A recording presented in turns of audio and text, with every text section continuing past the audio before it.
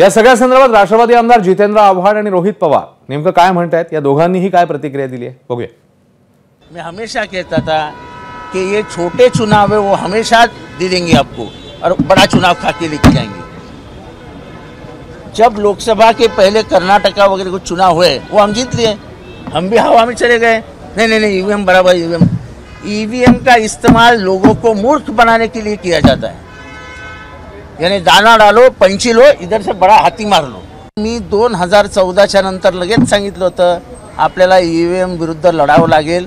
मी जिंकलोय तरी मी सांगतोय की ईव्हीएम हा आपल्याला रशियाकडे घेऊन जाईल।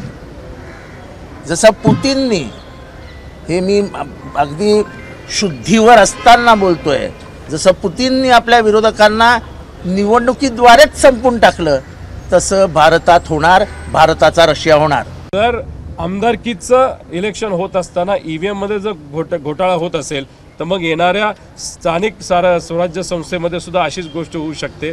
त्यामुळे इलेक्शन कमिशन आणि आमच्या कोर्टाला विनंती आहे की 4 दिवस आम्हाला द्या, आम्हाला पुरा मशीनची तिथं पोस्टमॉर्टम करू द्या, चिकित्सा करू द्या आणि कुठेतरी आम्हाला आश्वासित करू द्या, आमच्या कार्यकर्त्यांना आश्वासित आणि लोकांना आश्वासित करूया की ईव्हीएम मध्ये काही नाही। त्यासाठी इलेक्शन कमिशनने पुढाकार घेण्याची जरूरत आहे। एबीपी माझा, उघडा डोळे बघा नीट।